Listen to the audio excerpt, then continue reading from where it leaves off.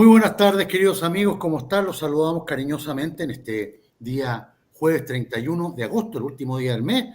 Ya entramos al mes de la patria, donde tenemos dos celebraciones, una, ¿no es cierto?, del 11 de septiembre, donde nuestros militares, nuestras Fuerzas Armadas, le dieron la libertad a Chile, la salvaron de una dictadura marxista, y después el 18 de septiembre, que son nuestras fiestas patrias. Así que otro jueves con don Hermógenes. Don Hermógenes, mucho gusto, un placer estar con usted nuevamente. ¿Cómo está?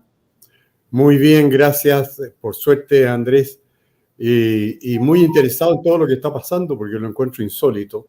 Yo creo que este es el único país en el mundo en que al fallecimiento de un connotado jefe comunista y terrorista, bueno, usted sabe que el Partido Comunista está fuera de la ley en muchos países de Europa. Sí, absolutamente. Pero eso es una cosa, pero ya que se llegue a rendirle un homenaje público al fallecimiento de un terrorista reconocido y confeso, 2 días de duelo nacional, es absolutamente inverosímil. Y sobre todo me llama mucho la atención que hayan destacado tanto el hecho de que él diga que fue torturado, y eso es lo primero que dicen cuando estuvo preso por el gobierno militar y fue torturado. No da ninguna, porque esta gente toda obtuvo pensiones con una de las frescuras más grandes de la historia política chilena, que fue la de Ricardo Lagos, que ha sido muy fresco en política, pero con esta batió el récord. Formó una comisión contra la prisión política y la tortura, la denominó, en que cayeron obviamente algunos derechistas en la trampa, y Monseñor Valech, que era un hombre de derecha también, pero ingenuo, le gustó la figuración. Yo lo conocía a Monseñor Valech de muchos años, porque yo cuando era chico en el St. George's College me veía entrar a Valech, que estaba en los cursos superiores de humanidades, al comedor todos los días a la hora de almuerzo, y como tengo buena memoria me acuerdo de todo eso. Bueno, y Valech cayó en esta trampa vergonzosa, porque lo que hicieron en el fondo, lo que hizo Lagos, fue darle plata a todas las personas vinculadas con el terrorismo o sospechosas de terrorismo, que debería ser la última razón para regalarle plata a la gente. A todas las dio pensiones vitalicias.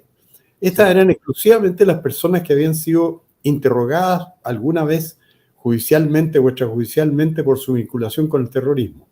Y de 30.000 que se presentaron le dieron pensiones vitalicias a 28.000. Esta es una de las fuentes de financiamiento que tiene la extrema izquierda en Chile, que ha recibido enormes cantidades de dinero desde Patricio Aylwin en adelante, y sigue recibiendo porque ahora inventan casos como justamente estaba viendo el suicidio lamentable del general Chacón. El general Chacón era una persona que tenía la responsabilidad en los días siguientes al 11 de septiembre de vigilar el perímetro del Estadio Chile. En el Estadio Chile se le dio muerte al cantante Jara de extrema izquierda, que a la vez era un revolucionario de izquierda, que andaba en una mano con la guitarra y en otra con la metralleta. Y claro, hay fotos de él, así. Y yo no justifico la muerte de él, porque no justifico la muerte de ninguna persona sin razones atendibles.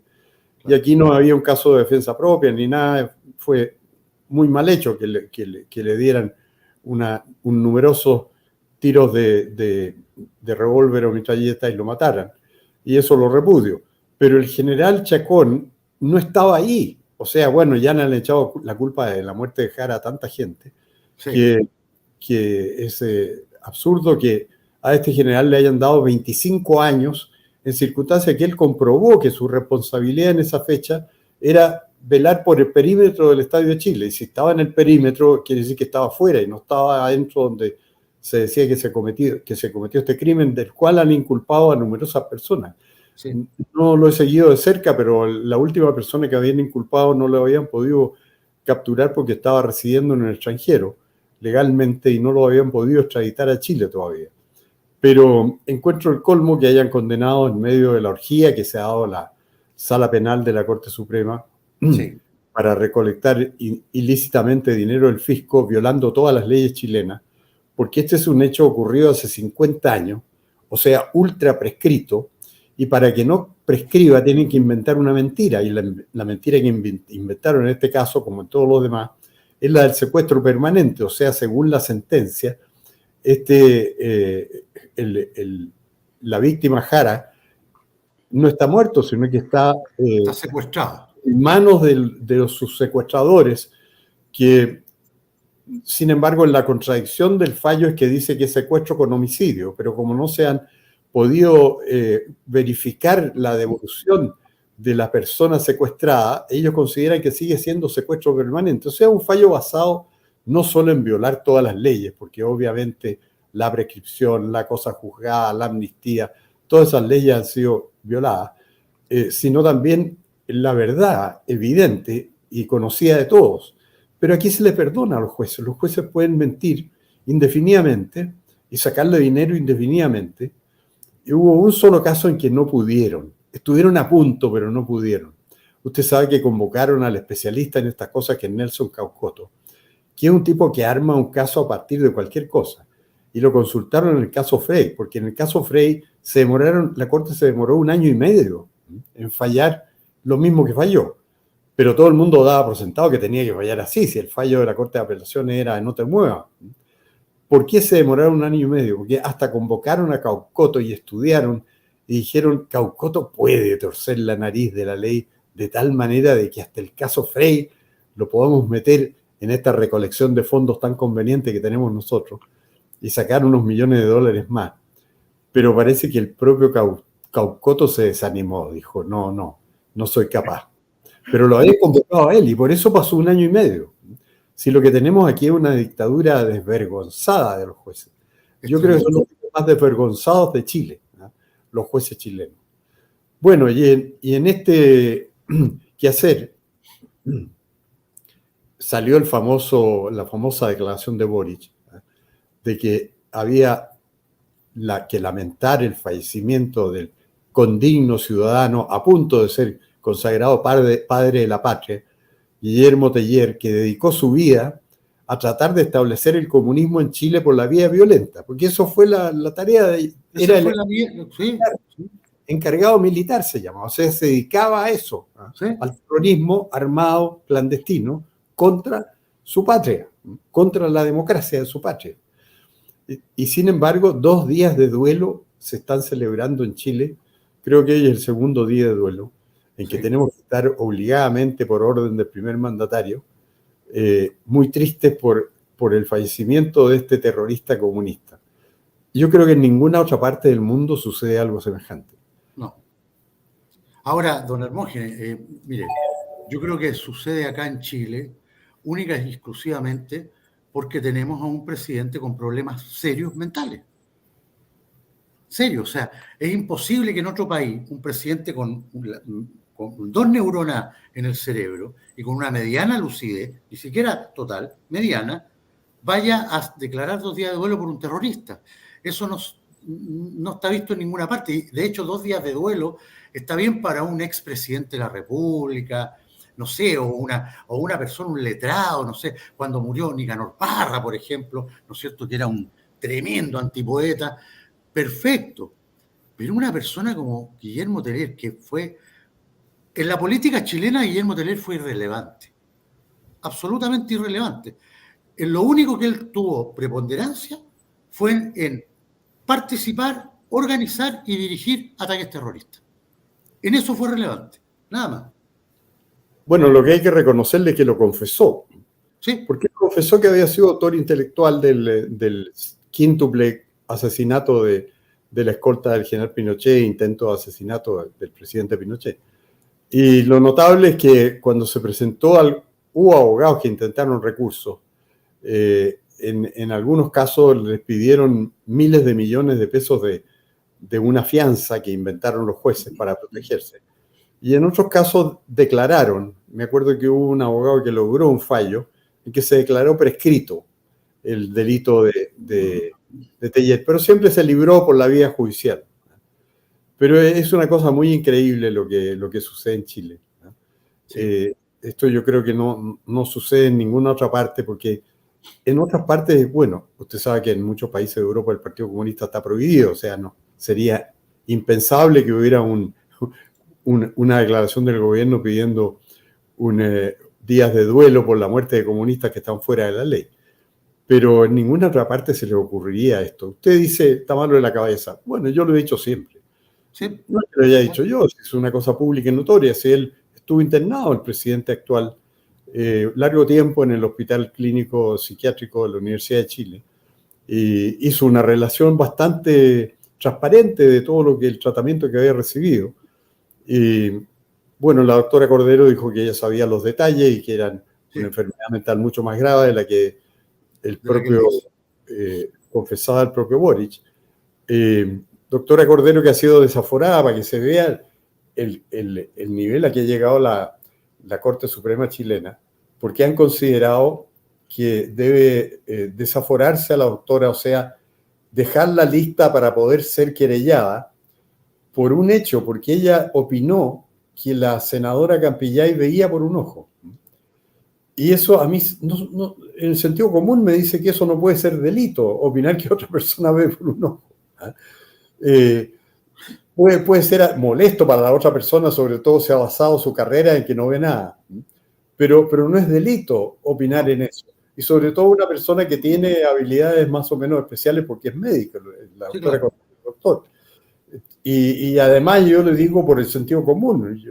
Yo me acuerdo de haber hecho un Twitter incluso diciendo, yo he visto que la doctora Campillay ha sido retratada hablando con su celular, mirando el celular. Y he visto que en su escritorio del Senado ella tiene un destacador de textos de color amarillo, que solo pueden usarlo las personas que ven. Sí, y está ella sentada con su destacador de texto puesto en el escritorio. Entonces, es lícito, no es un ilícito pensar que ella pueda ver, ¿eh? Porque las pruebas que hay son muy fuertes y esas pruebas solo se desvirtúan con otras pruebas, en que ella podría decir, mire, ese destacador no me pertenece, sino que es de mi compañero de banco, por decir alguna cosa. Sí. Pero no someter a proceso a una persona por eso. Entonces, eso está hablando del estado en que está la justicia en Chile, el nivel en que está la opinión pública en Chile, bueno, y la forma en que está siendo manejada la opinión pública, porque yo encuentro escandaloso lo que están haciendo con respecto a los supuestos detenidos desaparecidos. Porque la verdad de esto, usted sabe cuál es. Yo se lo he dicho otras veces, Andrés. En Chile, el gobierno militar solo conoció de 651 casos de personas que la Vicaría de la Solidaridad declaraba cuyo paradero se desconocía. La Vicaría ha publicado unos libros, que son alrededor de 7, que los tengo yo, en que eran unas 500 y tantas personas cuyo paradero se desconocía. Y el problema era que el gobierno tampoco sabía cuál era el paradero de esas personas y anunciaba que iba a preocuparse, pero realmente no podían porque no tenían los antecedentes. Eso es la verdad. No era una política del gobierno militar hacer desaparecer gente, pero sí admitía, y de hecho hubo casos durante el gobierno militar en que se denunció la desaparición de personas, se encontraron restos, lo investigaron los tribunales, dictaron sentencia, pero en ese tiempo los tribunales superiores dictaban sentencias ajustadas a la ley y por lo tanto aplicaban la ley de amnistía. Me acuerdo de un caso en Laja, que hubo una numerosa grupo de personas que habían sido enterradas ilegalmente por elementos uniformados que los mataron, y esto lo investigó un ministro de la Corte de Concepción que se llamaba Martínez Gaensly, alrededor de 1978, y llegó a todas las conclusiones de quiénes habían sido y aplicó la amnistía y la prescripción en los casos, porque procedían en algunos casos. Y por lo tanto no hubo nadie que fuera preso por eso, pero el caso quedó aclarado.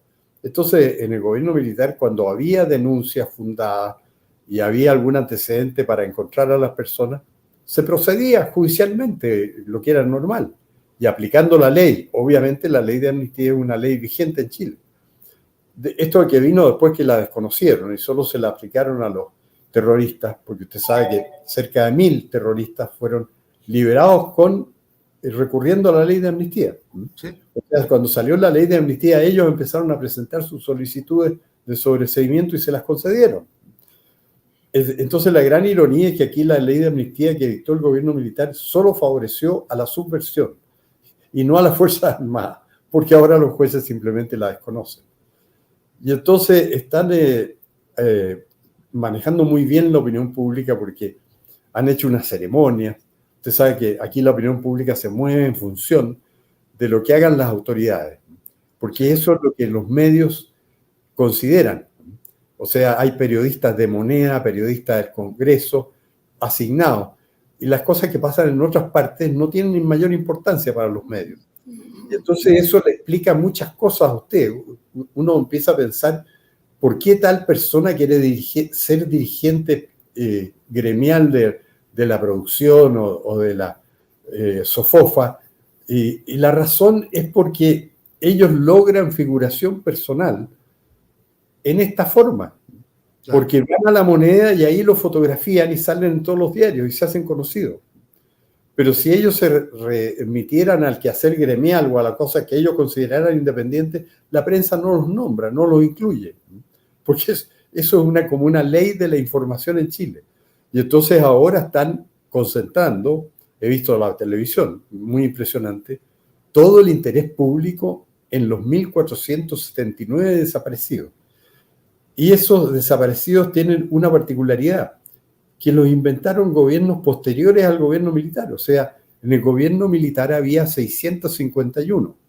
Y por suerte para el gobierno militar, hubo una autora francesa, intelectual bastante conocida ya, de derecha, que se llamaba Suzanne Labin con B larga, que escribió un libro sobre Chile que se llama Chile, le crime de resistir, Chile, el crimen de resistir, que lo acabo de ver en la página 243. Dice que ella en una ocasión leyó, en 1978, que Rosalind Carter decía que en Chile había 2.500 desaparecidos. Entonces ella dijo, ¿pero cómo? Voy a ir a Chile. Y se vino a Santiago. Y entonces le preguntó al gobierno, y el gobierno le dijo, si nosotros no sabemos de eso, ojalá nos informe alguien de dónde desaparecieron esas personas para investigarlo. Entonces ella fue a la vicaría y ahí le dijeron, mire, el total que nosotros hemos comprobado son 651 personas. Y esos no aumentaron después, porque si usted ve el informe Rettig, que consignó, eso, el informe Rettig fue después del gobierno militar, o sea, el gobierno militar no tenía manera de ver lo que iban a hacer los de Rettig, pero los de Rettig dijeron que había 979 desaparecidos. Pero eso ya posterior al gobierno militar. Y ahí entonces quedó en evidencia de que en el propio informe Rettig las desapariciones en Chile terminaron prácticamente en 1978. O sea, la cifra que dio la Suzanne Labin es más o menos la definitiva, porque después desaparecían de estos casos denunciados menos de 2 al año. O sea, 78 al 90 son 12 años, deben haber desaparecido 20 personas más.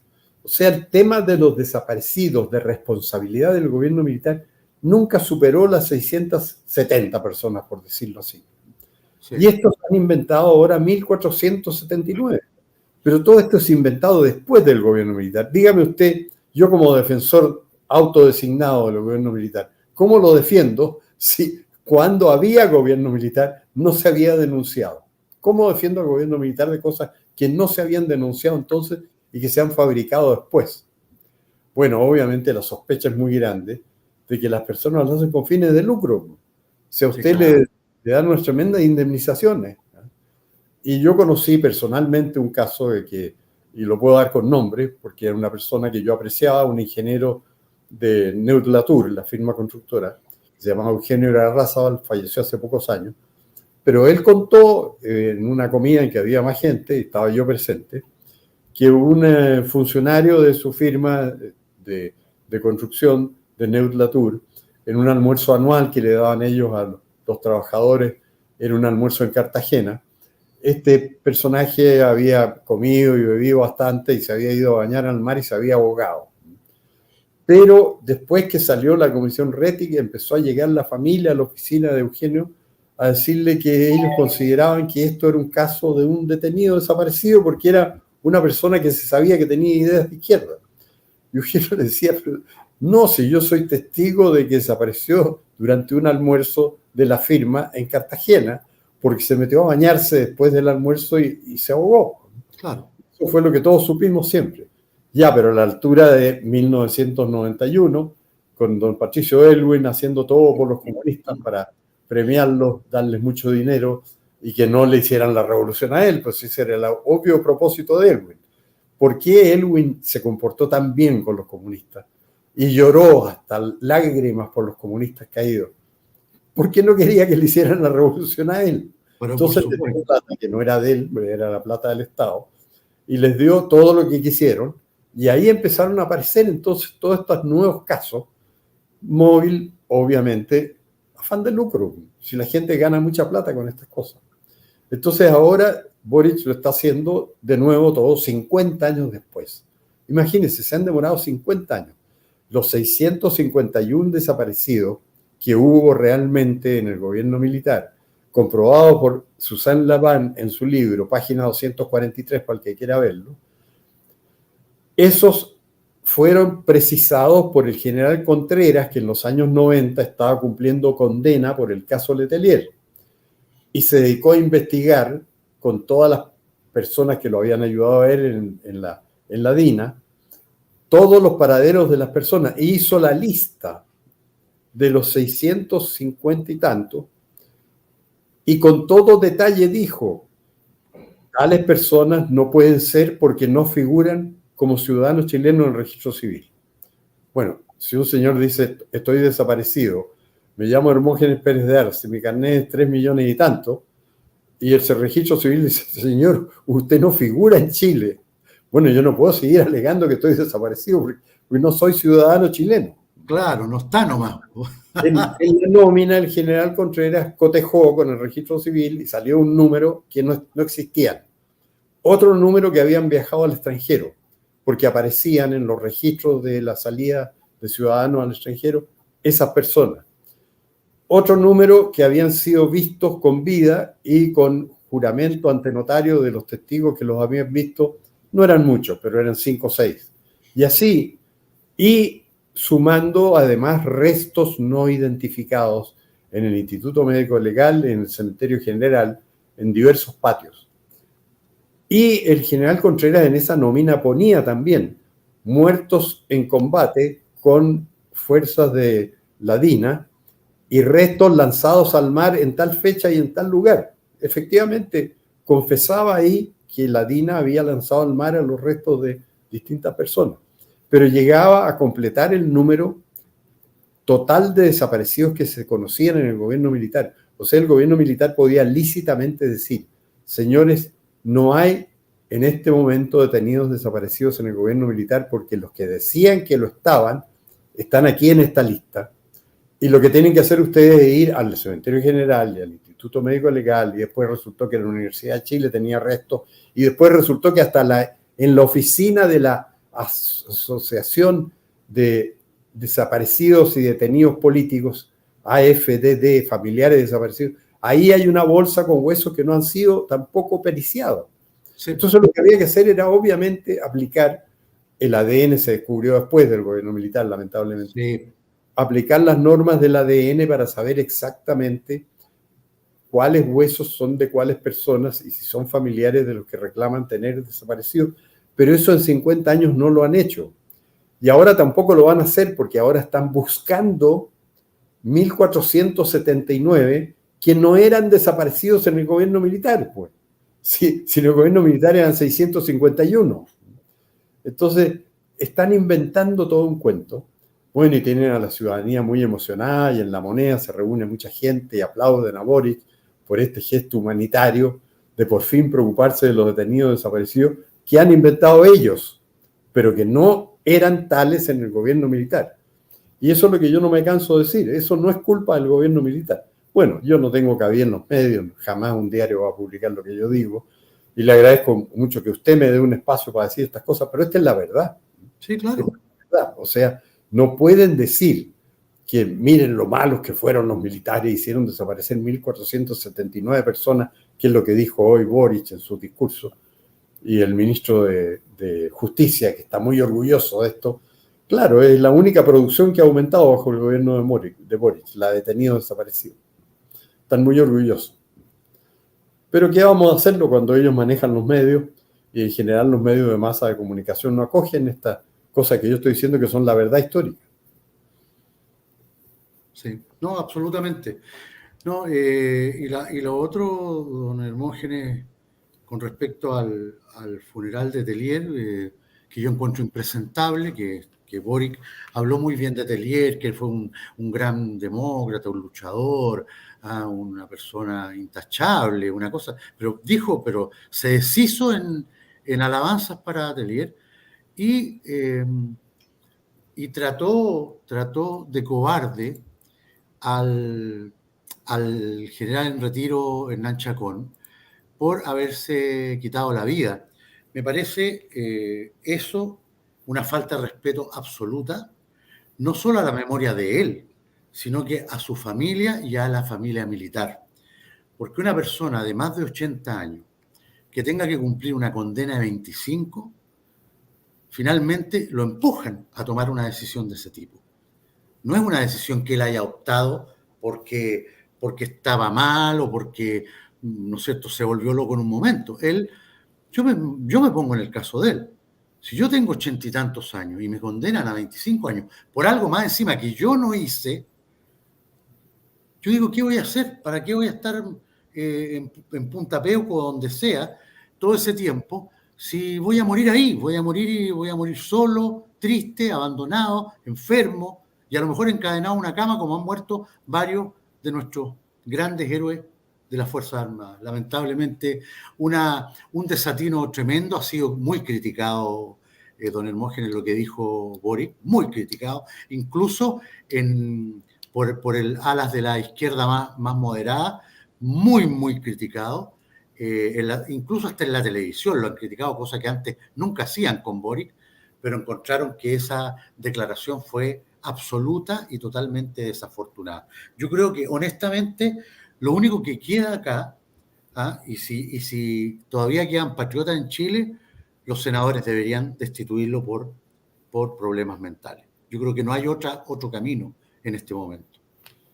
Bueno, en realidad la declaración de él es reveladora de una debilidad mental. Porque imagínese usted que él ofende la memoria de una persona que se ha quitado la vida. ¿Sí?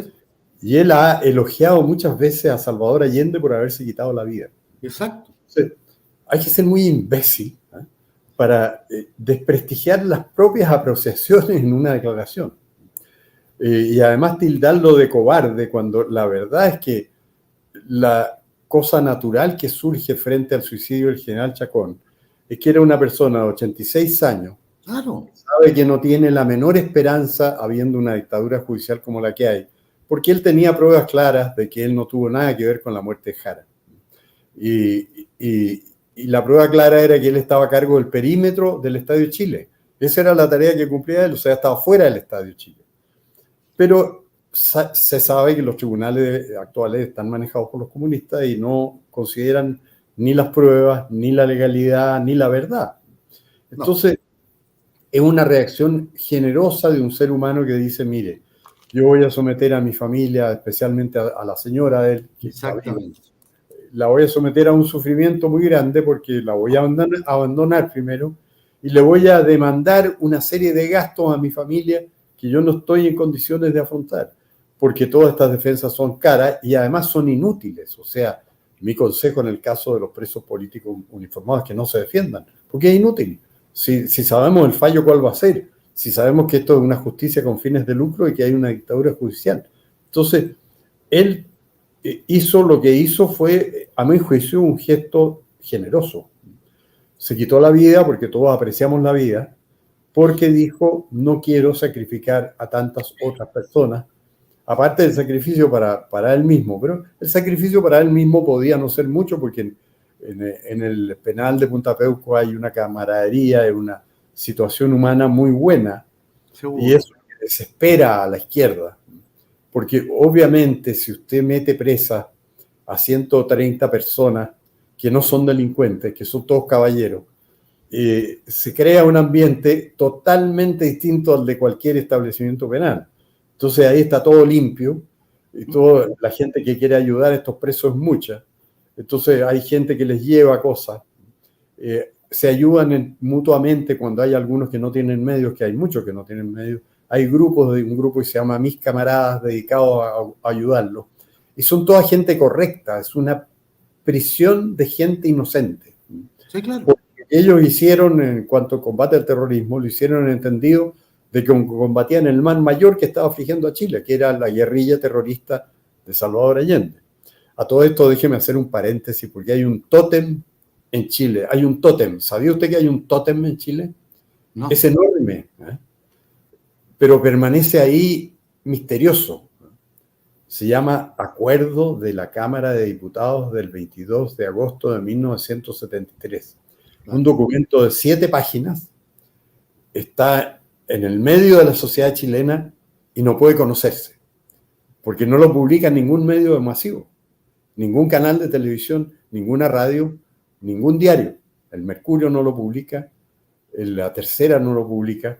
Ellos, por supuesto, lo publicaron en 1973, pero ahora no lo publicaron.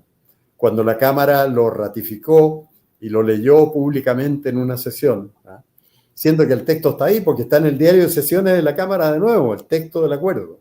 Sí. Y este acuerdo es importantísimo, es uno de los mejores documentos de la política chilena, en términos de veracidad, de fundamentación y de aleccionamiento de lo que sucedió en Chile. Este documento determina que el que destruyó la democracia en Chile fue el gobierno de Salvador Allende y en particular Salvador Allende. O sea, cuando hablan del quiebre de la democracia, el que lo protagonizó fue Salvador Allende. ¿Dónde está probado? En el acuerdo de la Cámara. En Chile el tótem no se puede publicar. Está ahí. Claro, si usted se esfuerza, si usted va a la página de la Cámara del Senado, por ejemplo, la biblioteca del Congreso, ahí usted pide la sesión del 22 de agosto de 1973 o del 22 de agosto de 2023. Ahí también está, porque sí, tiene que quedar en actas. Sí. Lean el acuerdo. Chilenos, lean el acuerdo. Si los chilenos leen el acuerdo, si todos los chilenos en edad de leer y de entender lo que leen el acuerdo, este va a ser otro país. Porque esto no ha sido revelado en Chile durante 33 años. 33 años es más de una generación. Claro. Hay una generación que ignora lo que pasó en Chile. Y si lee el acuerdo va a saber lo que pasó en Chile. Va a saber por qué se destruyó la democracia. Va a saber quiénes salvaron la democracia. Porque ellos hablan de la izquierda, dice la democracia, que tanto nos costó recuperar cuando estaba en el articulado de la Constitución de 1980, el retorno a la democracia, que es el mismo que rige actualmente con las modificaciones que todos conocemos. Entonces, para mí es una cosa insólita que en un país el documento más importante, yo diría, de los últimos 50 años, fue ese acuerdo. No lo pueden conocer los chilenos. No puede enseñarse en una sala de clase. No puede leerse normalmente por los medios de comunicación habituales porque los diarios no lo publican. Bueno, yo lo he publicado en mi blog, naturalmente ahí lo puede leer cualquiera, pero los que tienen acceso al blog ya son menos porque les cuesta, lo que sea. Los que tienen acceso a internet, no son todos también, tienen dificultades. Pero todo esto se ha basado en que usted sabe que aquí nos controla en este momento una cosa que se llama el contubernio, que va desde Gabriel Boric hasta Sebastián Piñera. Esos son los socios del contubernio, y que van de los partidos desde el comunista hasta la UDI. Y ellos están manejando toda la situación, porque ellos no quieren que la opinión pública se entere de todo lo que pasa, y ellos han inventado un proceso ilegítimo, inconstitucional, de una nueva constitución, que no le importa a nadie. ¿Usted sabe cuál es la frase más tonta que se repite por los personajes más respetables constantemente en Chile? Tengo que decir lamentablemente también por José Antonio Kast, que fue el candidato por el cual yo voté, que aquí hay un problema constitucional que debemos resolver, que es muy grave. Eso es una tontería y es falso. Vea usted la última encuesta CEP, porque la CEP es la más seria de las encuestas chilenas. Sí. Entre los 16 temas que más importan a los chilenos en la encuesta CEP última, no está el de la nueva constitución. No aparece. ¿Cómo sale? Ayer vi que el señor Eluchans de la UDI dice, este es un tema que debemos resolver. ¿Por qué?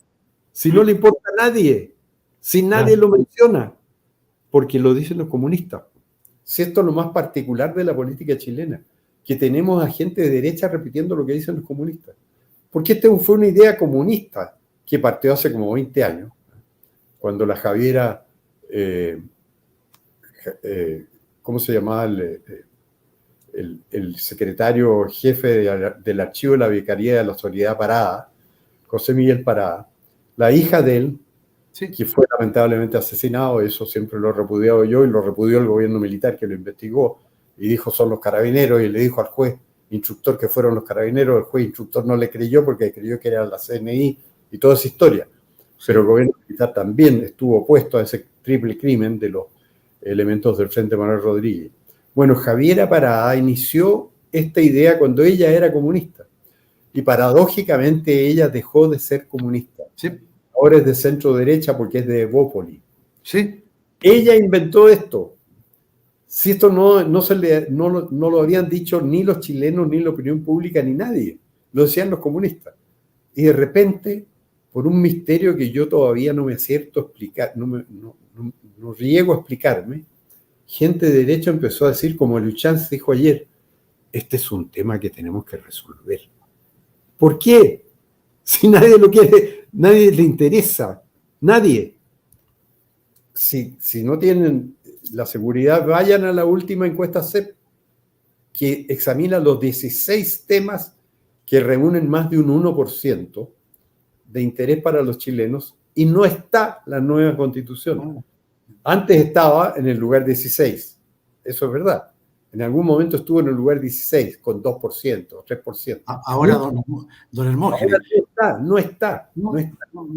¿Por qué un tema que no está en el interés de la gente es mencionado por los políticos, incluso por José Antonio Kast, que ha dicho, no sé, que este es un problema que hay que resolver? ¿Por qué? ¿Por qué dice Luchanz ayer, esto es un problema que hay que resolver? Pues eso lo dicen los comunistas y nadie más. Bueno, esos son los misterios de la política chilena. Yo no explico estas cosas. Sí. Ahora, don Hermógenes, en honor a la verdad, aun cuando apareciera en el lugar 16, no es motivo de la prioridad que le están dando. Partan por las prioridades de la gente. Partan por ahí. La gente está preocupada de la seguridad, está preocupada porque el desempleo por 9º mes consecutivo aumentó y vamos con las frases del Palbronce que está tirando siempre Marcel. Marcel se ha convertido realmente en un payaso. Es lamentable, don Hermógenes. Un payaso. Yo tenía mucho más esperanza, más fe en Marcel por lo que hizo en el Banco Central. Pero por lo que estoy viendo parece que no lo hizo él. Parece que le pasaban las pegas hechas, digamos. Porque es increíble el cambio. Es demasiado notorio. Es muy rotundo. Y dijo, con las cifras de desempleo, dijo que él veía esta cifra como esperanzadora. ¿Qué esperanza tiene en una cifra así? 9 meses seguidos aumentando el desempleo. O sea, más gente cesante cada mes. O sea, que le diga a la gente, ¿no es cierto?, que está cesante, que no encuentra pega, que diga dónde está la esperanza. ¿Dónde está la esperanza en esta cifra? Es una cosa increíble lo que hace Marcel. Increíble. Bueno, que yo entiendo lo que él está percibiendo, porque hay una cosa evidente, que esta gente no ha cometido los errores de Allende. Aquí tenemos una economía libre, todavía. Sí. Usted ve cómo funciona el mercado. A mí me ha dado mucha risa toda la situación de las papas, porque lo de las papas es típico del curso de Introducción a la Economía, que se estudia ese caso específico. Y un productor de papas del sur, un antiguo y grande productor, explicó todo lo que había pasado.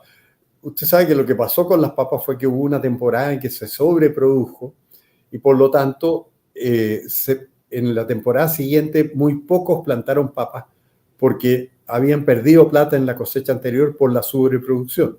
Claro. Y ese es el fenómeno que se estudia en Introducción a la Economía, que en una temporada cae mucho la producción porque perdieron plata los que habían producido demasiado.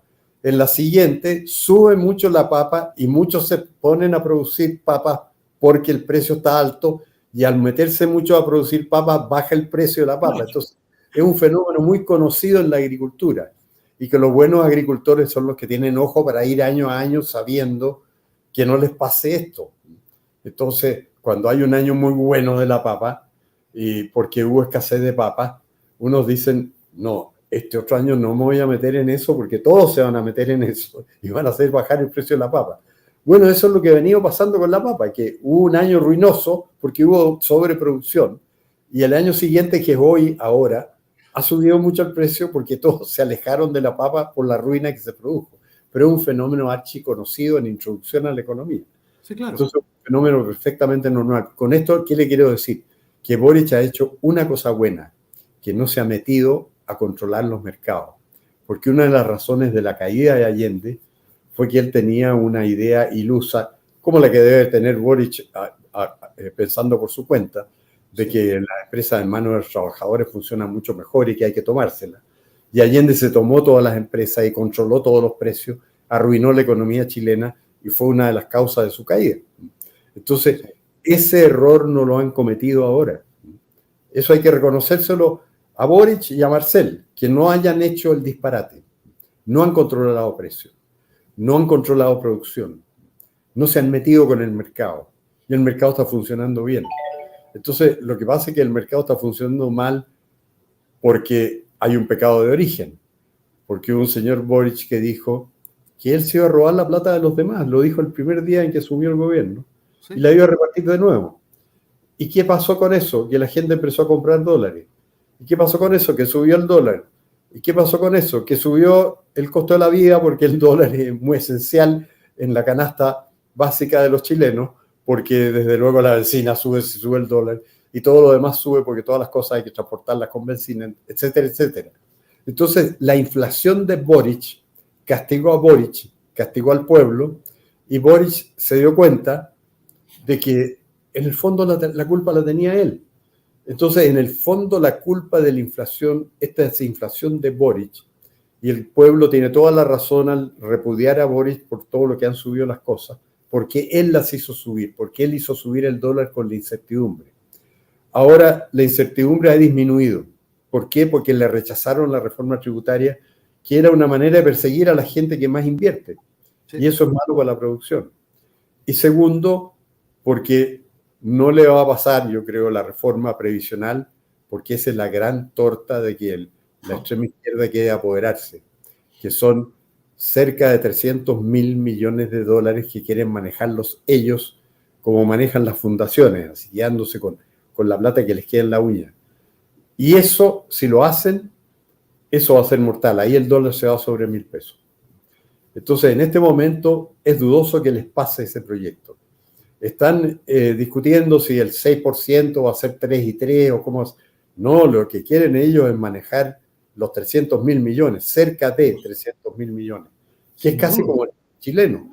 Y eso es lo que está bien administrado por las AFP. Eso es un punto muerto que hay.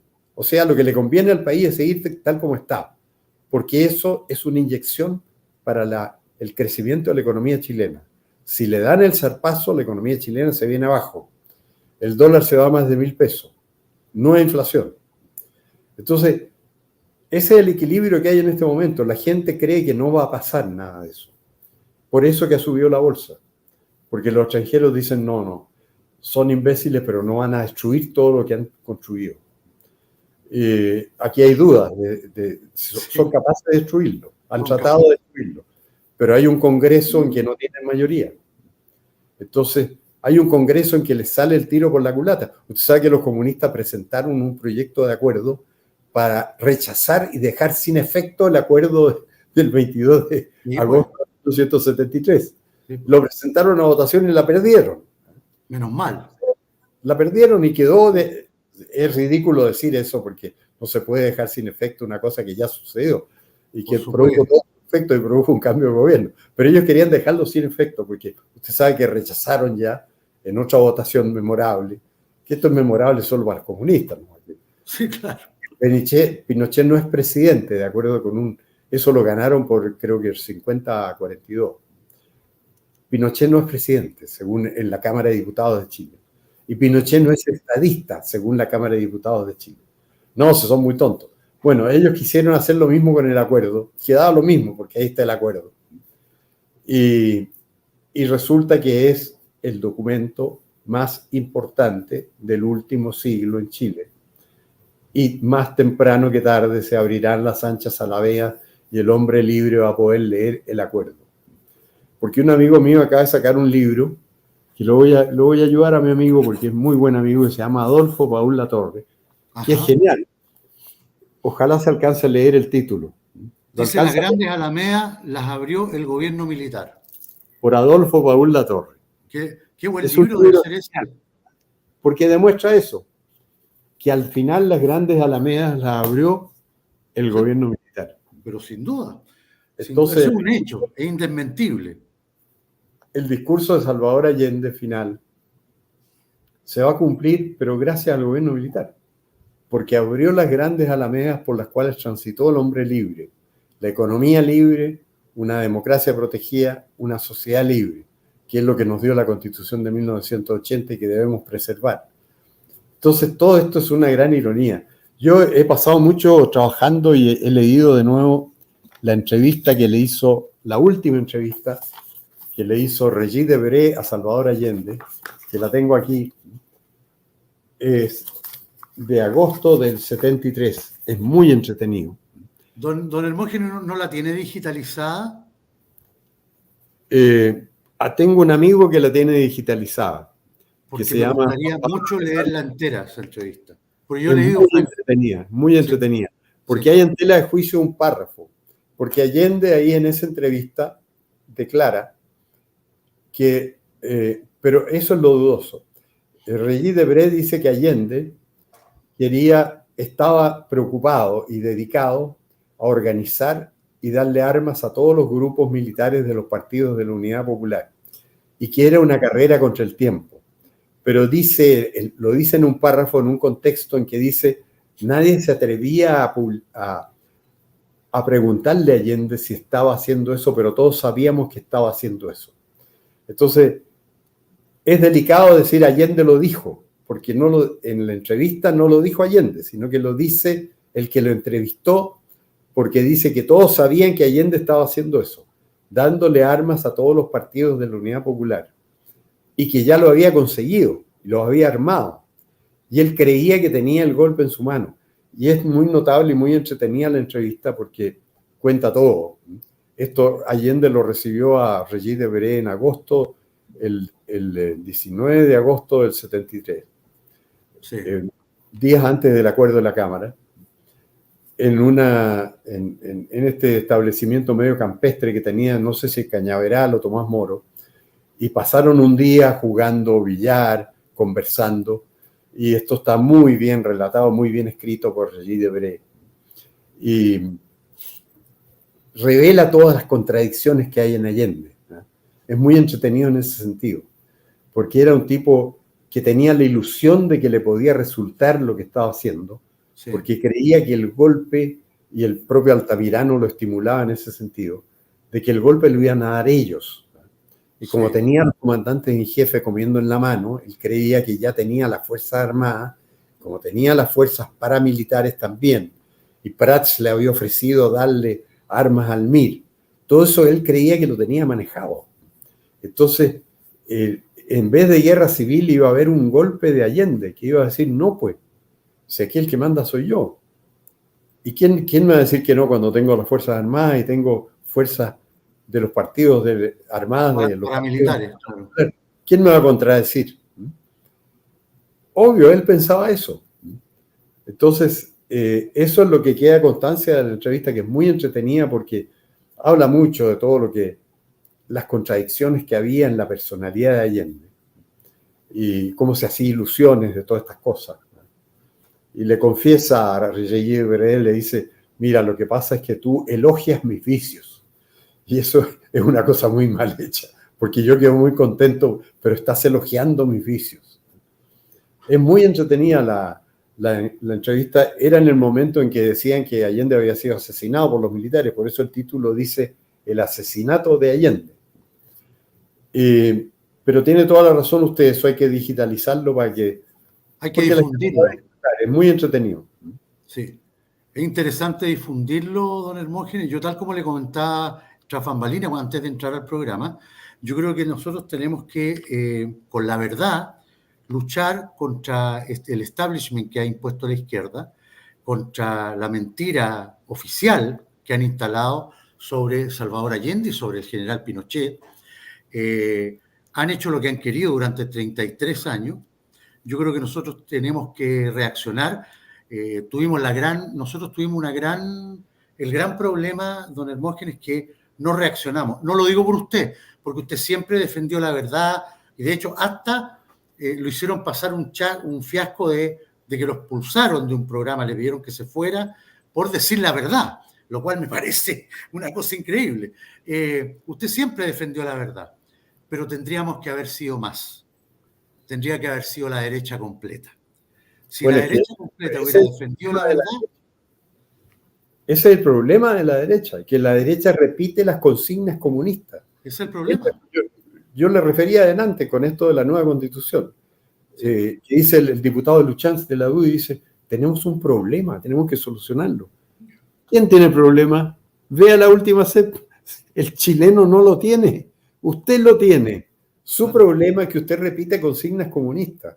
Claro. El propio José Antonio Kast, yo encuentro que lo que le ha pasado a José Antonio es dramático.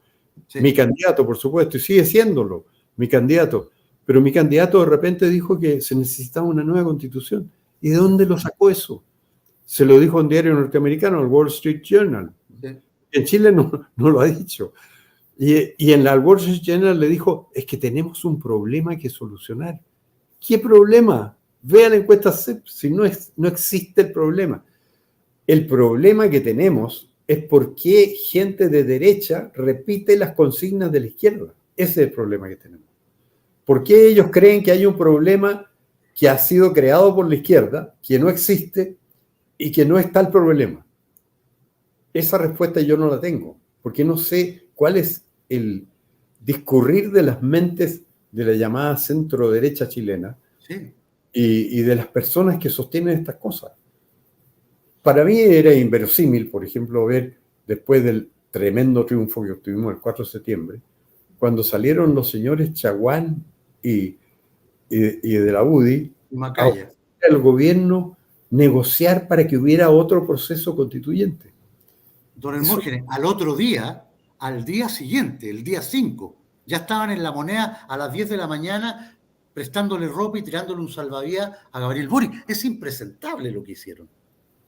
Es inexplicable, pues. Si ese es el tema, es inexplicable.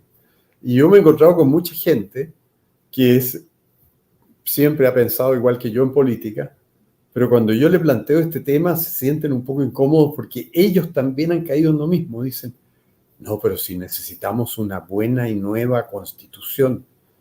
¿Quién dice eso? Ningún chileno. Vean la CEP última. Ningún chileno. Lo dice usted. ¿Por qué lo dice? No, es una cosa muy extraña, difícil de explicar y que sobre la cual debería hacerse alguna vez un seminario. ¿Por qué dicen ustedes que esto es un problema cuando no existe el problema? No existe el problema. Es verdad.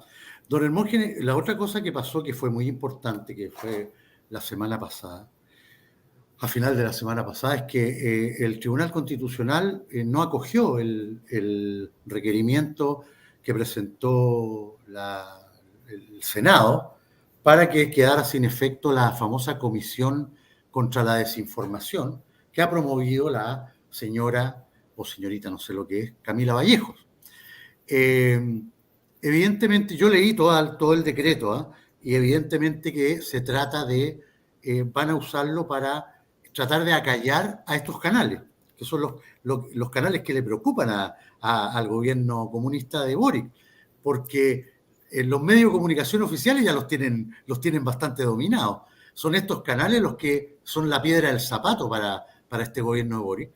Y, por supuesto, van a dirigir toda su artillería a esto. Lamentablemente, el Tribunal Constitucional pasó a ser también un órgano político más que técnico y lamentablemente está tomado por la izquierda hoy en día. O sea, la mayor cantidad de miembros del tribunal son de izquierda, evidentemente, y se pasaron por arriba de la Constitución. La Constitución chilena establece libertad de expresión. Entonces, yo no entiendo por qué el tribunal falló desfavorablemente para la moción del Senado. Pero miren, el hecho, el Ejecutivo tiene un enorme poder sobre los medios. Y el otro día vi comentado mucho en las redes que a raíz de las inundaciones con las lluvias, hubo un equipo periodístico que denunció con mucha elocuencia la inefectividad del gobierno. Sí. Y al día siguiente habían sacado de pantalla a todos los que habían denunciado. A todo el equipo, sí. Entonces se ve que la mano del gobierno, sin necesidad de un decreto especial, es muy importante y siempre lo ha sido. Yo he trabajado, yo he sido director de diario, yo era director del diario de La Segunda 5 años y aprendí que obviamente uno estaba siempre expuesto a recibir llamados de personas que deseaban influir sobre uno. Y en el Mercurio me tocó mucho verlo también, eso. Sí. Que había mucha influencia de personas que llamaban e influían en la línea del diario. Bueno, en algún momento tenían capacidad, en una parte del gobierno militar el Mercurio estaba muy endeudado y el Banco del Estado le prestó una mano y obviamente en ese momento el Mercurio tenía que ser muy cuidadoso para no saherir al gobierno militar y entonces en ese sentido perdieron un poco de independencia. Sí. Pero siempre ha sido así en Chile. O sea, el llamado del poder es muy importante. Me acuerdo siempre que criticaban cuando yo era joven, al director del Mercurio, subdirector, que era el que manejaba en el hecho del Mercurio, René Silva Espejo, porque lo llamaba todos los días el presidente Frey. Entonces, alegaban que estaba muy influido por el presidente Frey. Obvio, pues si eso es lo que hacen los presidentes. Tratan de influir sobre la prensa. Pero mientras lo hagan de una manera correcta, digamos, claro, sin poner su punto de vista, es inobjetable. Se sabe que el poder tiene influencia. Sí, pues, obvio. Pero esto, lo que están tratando estos otros es de tomar medidas para impedir la libertad de expresión. Y eso es lo grave que hay en este momento. No, absolutamente.